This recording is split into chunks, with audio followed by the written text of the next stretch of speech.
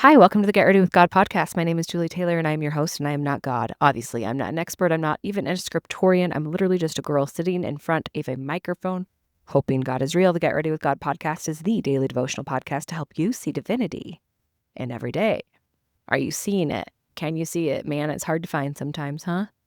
Okay, so I was at Chili's last week, like I always am, and what happened was the waitress from behind dumped an entire glass of ice water, like, down my back onto my booth bench, and it drenched me. Like, I looked like I had just gotten off of Splash Mountain, and it was ice water, and it was from behind. So I didn't see it coming, so I, screamed, and obviously this poor girl was mortified, and I had the opportunity to react with patience and kindness because guess what? We all dump ice water on people sometimes, and it's really not that big a deal. It was ice water. Even if it was Coke, it's just a mistake. Mistakes happen. She covered me in water. Okay. Okay. And she was so mortified and so apologetic and so stressed and running around. And I was just like, it's really okay. It's actually really okay. I'm not even secretly mad. This is just not a big deal. Life is really hard. There's a lot of problems that I can't solve. I'm very stressed out. I'm holding a lot. Getting dumped on with ice water, yeah, it's just not one of the problems that I'm worried about, okay? I was really grateful that I had the opportunity and the patience that day, because on a different day I could have snapped, who knows? But to respond to this girl with love and kindness. It could have ended differently, right? It looks like it had ended differently based on her reaction of thinking that I was going to lose my mind at her. I think this poor girl has been hurt before, as all people have in service industries, okay? And it made me think two things. One, I think we always have the opportunity as humans in this world to take accountability for how we respond and react. And every time we respond and react in a loving way, we have the opportunity to share divinity and be the divinity in someone's day.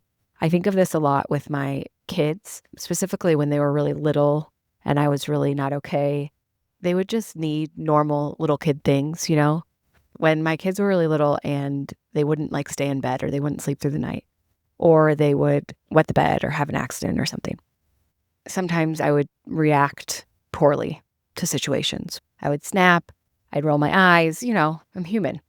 And I just had this epiphany one day of how I wanted to change that behavior, where every time my child came to me, I wanted them to feel like I was delighted by them. I worked really, really hard to change that behavior, specifically when they came to me saying, I wet the bed in the middle of the night. I threw up. Things like that, which it's hard. It's hard to respond in a delighted way when it's 3 a.m. and there's vomit everywhere. But I just thought about how hard it is to feel like a burden to other people. It's hard to ask for help. And little kids specifically are in positions of complete dependence upon us. It's not their fault, and they need love and care and help.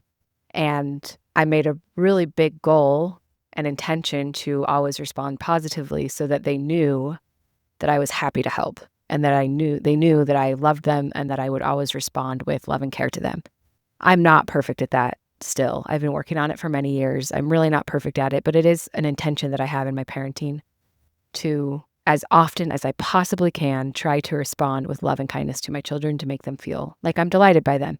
But it's also a big intention that I have at work as a leader and also just as I move through the world with customer service workers and waitresses and all of these people that we interact with. Make them feel better in how you react and respond. We have that opportunity and some real accountability there, specifically as people who align as believers. If you're going to call yourself a believer in any sense of the word, I think we have the responsibility to take accountability for our reactions and our responses in the world, including on the internet, by the way. But this whole conversation then made me think about God and how God is always delighted to hear from me. I believe that. And we're human, so we have things like breaking points. And it can be really hard when we have been through it and had a really bad day, and then someone else asks us for something, or when someone has disappointed us 50 times. It's really hard to always respond with love and respect and kindness when we're at our breaking point, when we're tired, when we're not okay. We're human. God doesn't have those limitations. I don't think that it's fair to project that negativity onto God. And I do feel confident in saying that God is always open to us. And when we really focus on our actual experience, turning to Him and what that actually looks like rather than what we've been told of God's anger or God's disappointed in you or God doesn't want you to do that or whatever we've been sold and whatever has been handed to us. Instead, focus on your actual experience of what does it feel like when you pray again? What does it feel like when you turn to God again? Even after a long time, even after bad choices, no matter what does that actually feel like? And do you feel like God is disappointed in you? Do you feel like God is angry at you? Do you feel like God hates you? Or do you feel like God is open to you? Do you feel like God loves you?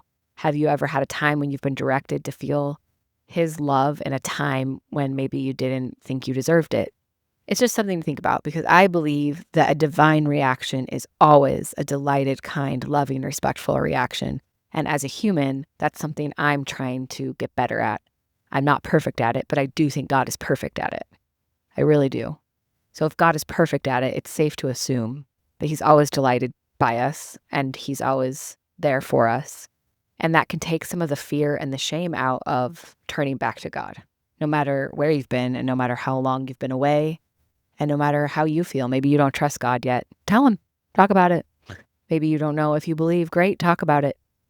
But I do think that the divine reaction is that. And so as humans, let's try to be kind to people who dump ice water down our back because it's a mistake and we all make mistakes every single day.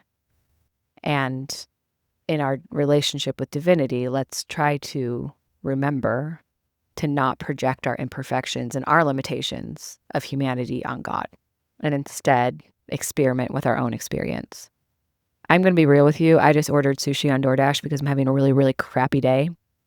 And that made me happier and it just got delivered. So I'm going to wrap this up and I'm going to go eat some sushi. And I love you so much. And I hope you also can get some sushi if you want. DoorDash is not something I indulge in very often. It's expensive. It's kind of ridiculous. But today felt like the day. And I hope you all get an indulgence today to help you through this hellscape that is life. Love you so much. Bye.